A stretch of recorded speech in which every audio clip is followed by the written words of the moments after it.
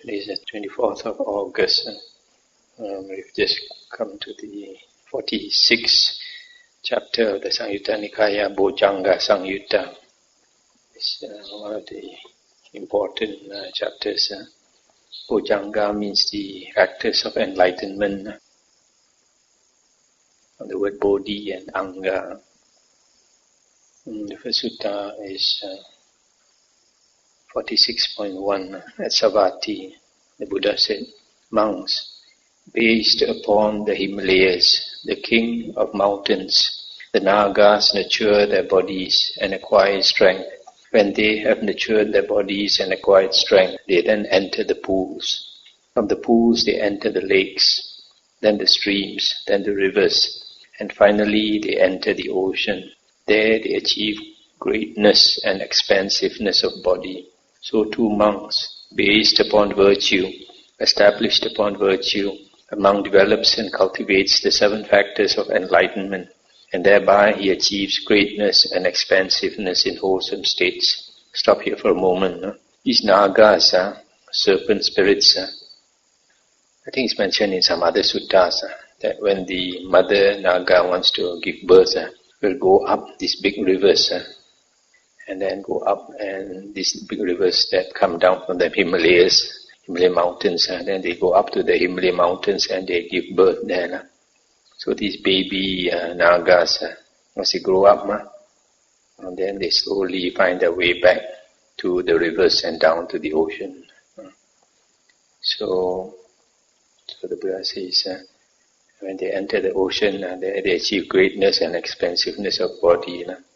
So just like the ocean, the 7 factors of enlightenment will help us to achieve greatness and expansiveness in wholesome states. And how does a monk, based upon virtue, established upon virtue, develop the 7 factors of enlightenment? Here monks, a monk develops the enlightenment factor of recollection, sati, which is based upon seclusion, dispassion and cessation, maturing in release. He develops the enlightenment factor of investigation of Dhamma, the factor of energy, the factor of delight, here says rapture, the factor of tranquility, the factor of concentration, the factor of equanimity, which is based upon seclusion, dispassion and cessation, maturing in release. It is in this way, monks, that a monk, based upon virtue, established upon virtue, develops the 7 factors of enlightenment, and thereby achieves greatness and expansiveness in wholesome states. So virtue is a starting point. Virtue is moral conduct, keeping the precepts. If we keep the precepts, we don't harm others. That is virtue. And based upon virtue, we cultivate the 7 Bojjhangas. The 7 Bojjhangas.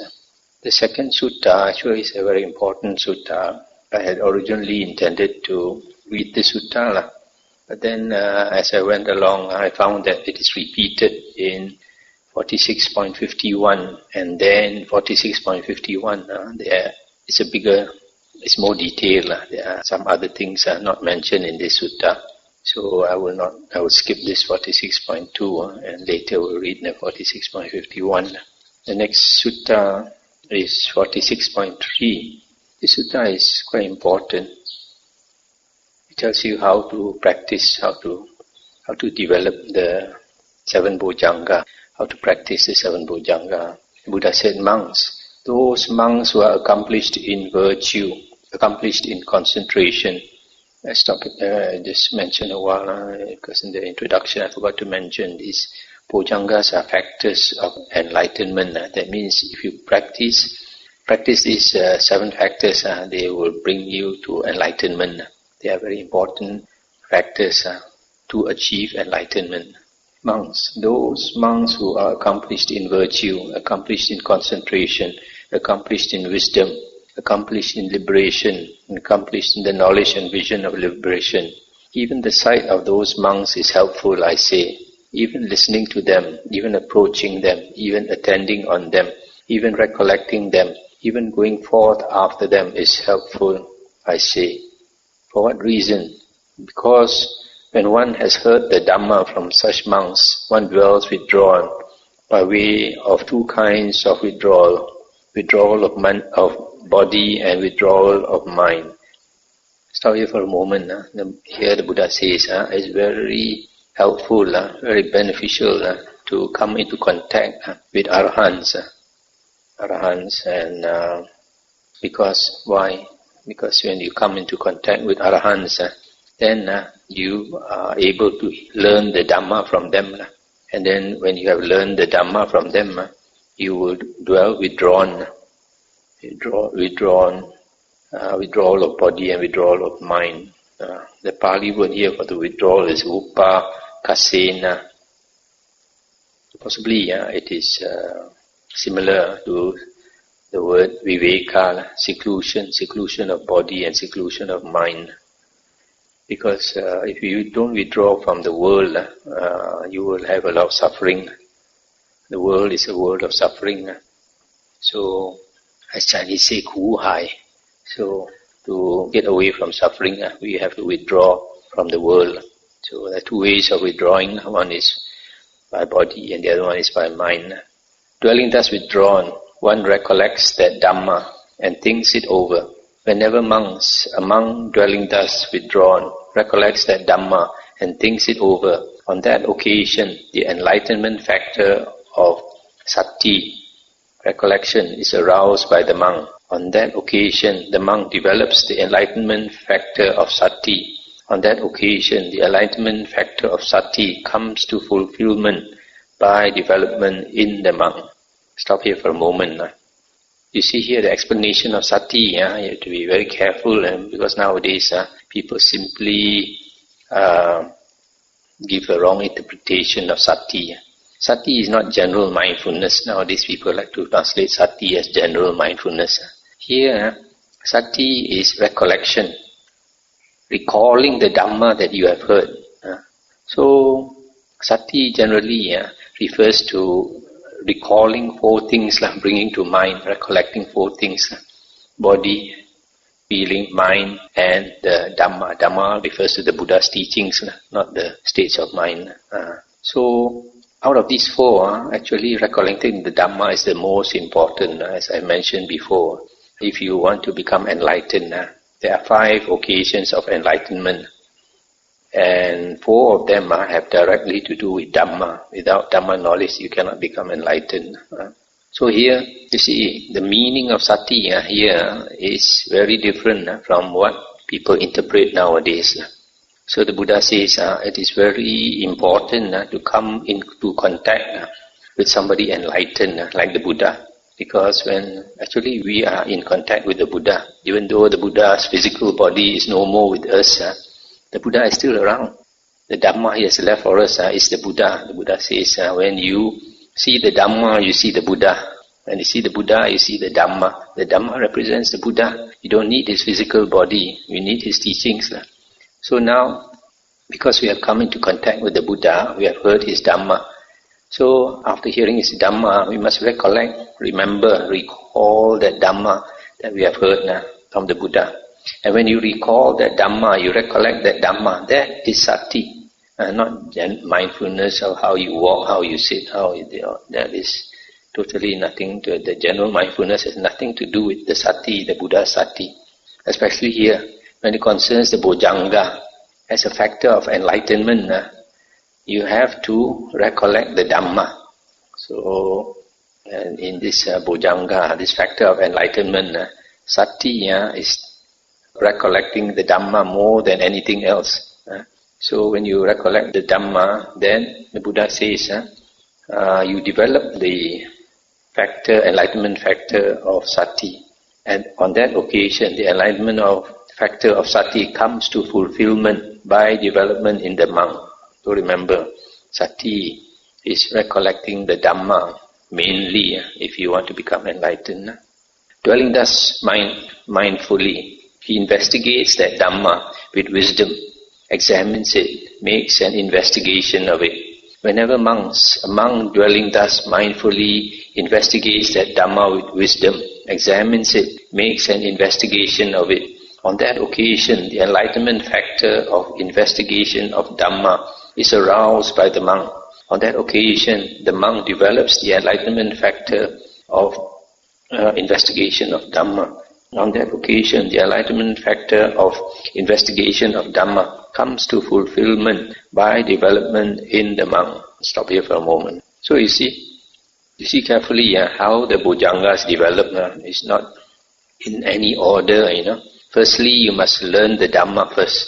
That's why in some other suttas, especially I think in the Satipatthana Sutta, the Buddha mentioned, before he wanted to teach a monk how to meditate using the Satipatthana, the Buddha said, you must first establish two foundations. One is Sila, moral conduct. The second one is right view. And right view comes from listening to the Dhamma. That's why I see here, when you come into contact with Arahant, the first thing, the most important thing is to learn the Dhamma from him. After you learn the Dhamma, then you recollect the Dhamma, that is Sati. So Sati is the first factor to practice, out of these 7 Bojjhangas. The first one you need to practice is Sati, recollecting the Dhamma first. After recollecting the Dhamma, then you investigate the Dhamma, you reflect on the Dhamma. That is the second factor called investigation of Dhamma, Dhamma Vichaya. While he investigates that Dhamma with wisdom, examines it, makes an investigation of it, his energy is aroused without slackening. Whenever a monk's energy is aroused without slackening, as he investigates that Dhamma with wisdom, examines it, on that occasion the enlightenment factor of energy is aroused by the monk. On that occasion the monk develops the enlightenment factor of energy. On that occasion, the enlightenment factor of energy comes to fulfillment by development in the monk. So the third factor to develop is energy. Because after you have heard the Dhamma and you recollect it and you investigate it, then you understand how to practice the Dhamma. So having understood how to practice the Dhamma, you put the practice into motion, that is energy, using energetic effort to practice the Dhamma. So there is energy. Practicing the Dhamma means you recall the Dhamma, you sit in meditation, you keep your precepts, etc. Sila, Samadhi, Panya. So that's the third factor to practice. When his energy is aroused, there arises in him spiritual delight. Whenever monk's spiritual delight arises in a monk whose energy is aroused, on that occasion, the enlightenment factor of delight is aroused by the monk. On that occasion, the monk develops the enlightenment factor of delight, piti. On that occasion, the enlightenment factor of delight, piti, comes to fulfillment by development in the monk. So here, the fourth factor to develop after energy is delight. When you put energy in meditation, this delight, piti, arises. Now, what is spiritual delight? You turn to page 1284. 1284. We went through that sutta in case you have forgotten.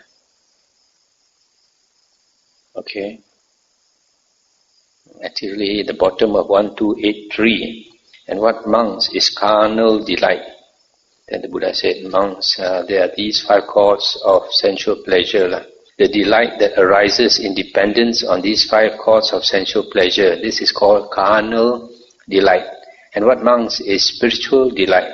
Spiritual delight is secluded from sensual pleasures and from unwholesome states. A monk enters and dwells in the first jhana, which is accompanied by thought directed and sustained, with delight and happiness born of seclusion. With the subsiding of thought directed and sustained, he enters and dwells in the second jhana, which has internal confidence and unification of mind, is without thought directed and sustained, and has delight and happiness born of concentration. This is called spiritual delight. So spiritual delight, the Pali word is piti niramisa. Piti niramisa. So spiritual delight refers to the delight that arises in the first and the second jhana, right? It's very clear here from this Sutta 36.31. So now we go back to this page 1571. So the Buddha says, when this monk puts forth energetic effort, that means meditates, then spiritual delight arises. So just now we just saw that this piti niramisa refers to the delight that arises in the first and the second jhana. So in other words, this monk, after learning the Dhamma, then he puts forth energy, he meditates, and then he attains the first and the second jhana, then only he has that spiritual delight. So he develops that spiritual delight by attaining the first and the second jhana. For one whose mind is uplifted by delight, the body becomes tranquil and the mind becomes tranquil. Whenever monks, the body becomes tranquil and the mind becomes tranquil. In a monk whose mind is uplifted by delight, on that occasion the enlightenment factor of tranquility is aroused by the monk. On that occasion the monk develops the enlightenment factor of tranquility. On that occasion the enlightenment factor of tranquility comes to fulfillment by development in the monk.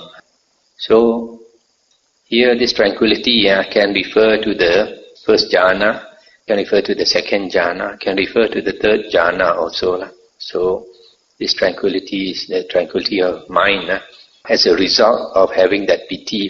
After that piti arises, then here the Buddha says tranquility is developed. For one whose body is tranquil and who is happy, the mind becomes concentrated. Whenever monks, the mind becomes concentrated in a monk whose body is tranquil and who is happy, on that occasion the enlightenment factor of concentration is aroused by the monk. On that occasion the monk develops the enlightenment factor of concentration. On that occasion the enlightenment factor of concentration comes to fulfillment by development in the monk. Stop here for a moment. Now in the suttas, the Buddha, whenever he refers to samadhi, concentration, he says samadhi refers to four things. First jhana, second jhana, third jhana, fourth jhana. So here, when the Buddha says concentration, it refers to any one of these four jhanas. A perfect concentration is the fourth jhana. So here refers to the four jhanas. And then the Buddha continues. He closely looks on with equanimity at the mind thus concentrated. Whenever a monk closely looks on with equanimity at the mind thus concentrated. On that occasion, the enlightenment factor of equanimity is aroused by the monk. On that occasion, the monk develops the enlightenment factor of equanimity. On that occasion, the enlightenment factor of equanimity comes to fulfillment by development in the monk. Now, what is this equanimity? We go back to page 1284. That's why it's very important to study many suttas, so you cross-reference the suttas and you can understand better. Page 1285. Here it says there are three types of equanimity, actually two types. Carnal equanimity and spiritual equanimity. Carnal equanimity refers to the equanimity that arises in dependence on the five chords of sensual pleasure. And then spiritual equanimity refers to the fourth jhana. This is very important. So here we are talking, just now we talked about spiritual delight, spiritual piti. So now we must be referring to spiritual equanimity, upekkha. So spiritual equanimity in this sutta 36.31, it means the fourth jhana. Okay. So just now we went through the first jhana and second jhana when that piti arises. And after that we talk about tranquility, concentration. So it's natural that we end up with the fourth jhana. So this last factor of the Bojjhangas refers to the fourth jhana. So you see these seven factors, these seven Bojjhangas, how they are cultivated from the learning, the hearing the Dhamma. You practice and slowly you go through the first jhana, second jhana, third jhana, fourth jhana. Then only after you have attained the fourth jhana, then all these factors are complete. Monks, when these seven factors of enlightenment have been developed and cultivated in this way, seven fruits and benefits may be expected. What are the seven fruits and benefits? One attains final knowledge early in this very life. If one does not attain final knowledge early in this very life, then one attains final knowledge at the time of death. If one does not attain final knowledge early in this very life, or at the time of death, then with the utter destruction of the five lower factors, one becomes an attainer of Nibbana in the interval. If one does not attain final knowledge early in this life, or when one dies, or in the interval, then with the utter destruction of the 5 lower factors, one becomes an attainer of Nibbana upon landing. And then if one does not attain final Nibbana early in this life, or at the time of death, or in the interval, or upon landing, then with the utter destruction of 5 lower factors, one becomes an attainer of Nibbana without exertion. Then after that, with exertion, then after that, one bound upstream, heading towards the Akanita realm. So these are the 7 factors, the 7 fruits and benefits to be expected. The last few benefits are mentioned, bound for the Akanita realm, and then with exertion, without exertion, upon landing, and in the interval. These 5 descriptions refer to the Anagamin. The Anagamin person, after he passes away, he can attain Nibbana in these 5 ways. This one we won't talk about it tonight. We'll come across it some other day. So this is a very important sutta. It explains very clearly how to develop the 7 Bojjhangas. This is one of those very important suttas. A lot of monks, they don't refer to. In fact, if you want to learn meditation, you want to learn the practice of the holy life, this is the type of sutta you want to understand, how to practice the Bojjhangas in the right way, systematically, one by one. Even like the Noble Eightfold Path also is to be practiced systematically from the first factor, right view onwards. A lot of people don't understand. They come to the Dhamma, they start practicing the last factor, meditation. So exactly with the Bojjhangas, you start by learning the Dhamma, then you recollect the Dhamma. Then after recollecting the Dhamma, then you investigate the Dhamma. And after investigating and understanding the Dhamma, then you put it into practice. When you put it into practice, you use energetic effort. So when you use energetic effort, then you attain the first and the second jhana. Then this piti arises. So after attaining the first and second jhana, the mind becomes tranquil. And after that, the mind becomes concentrated. Then after that, you attain either that when you say the mind is concentrated, it may be that person has already attained the 4th jhana or has already attained the 3 jhanas. But the last factor is definitely the 4th jhana, when the mind becomes equanimous. So all these 7 Bojjhangas all refer to learning the Dhamma and practicing samatha meditation. Because learning the Dhamma is actually vipassana.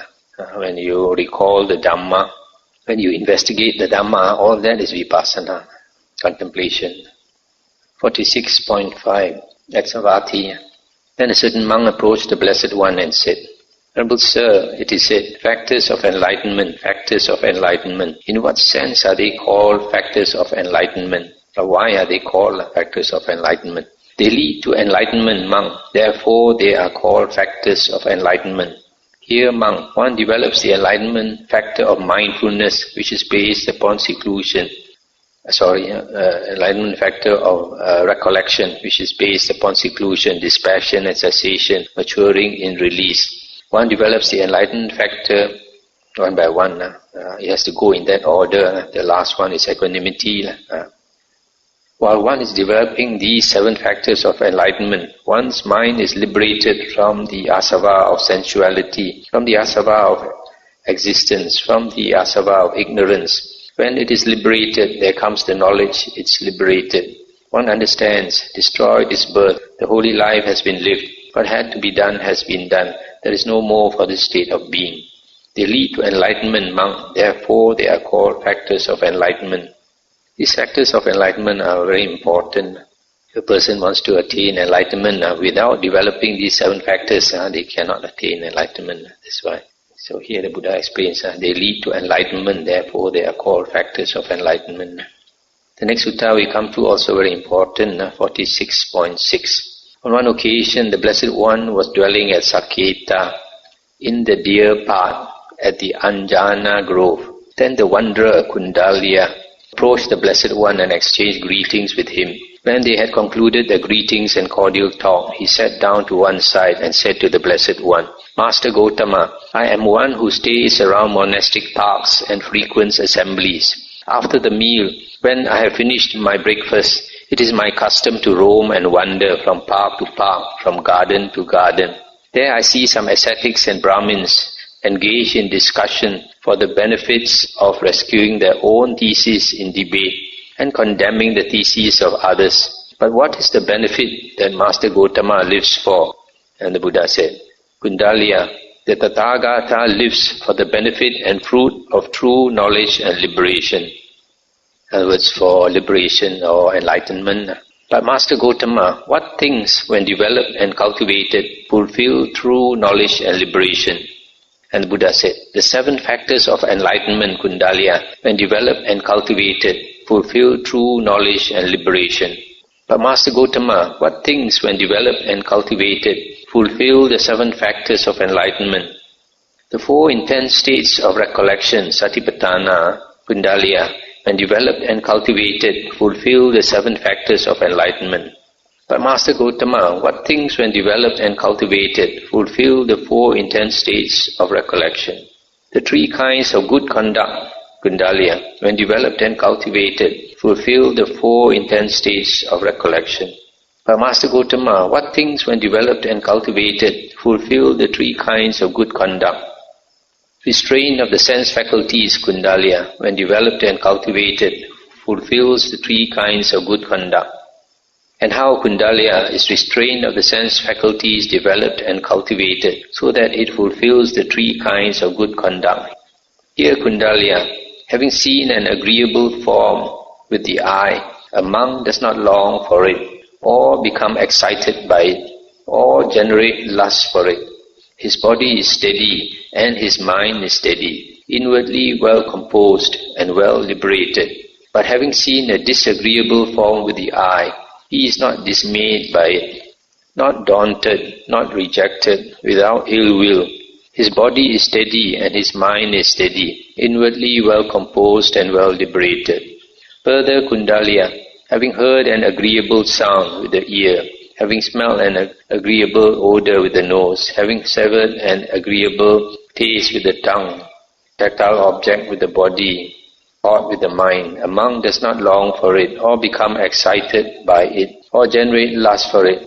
But having cognized a disagreeable thought with the mind, he is not dismayed by it, not daunted, not dejected, without ill will. His body is steady and his mind is steady, inwardly well composed and liberated.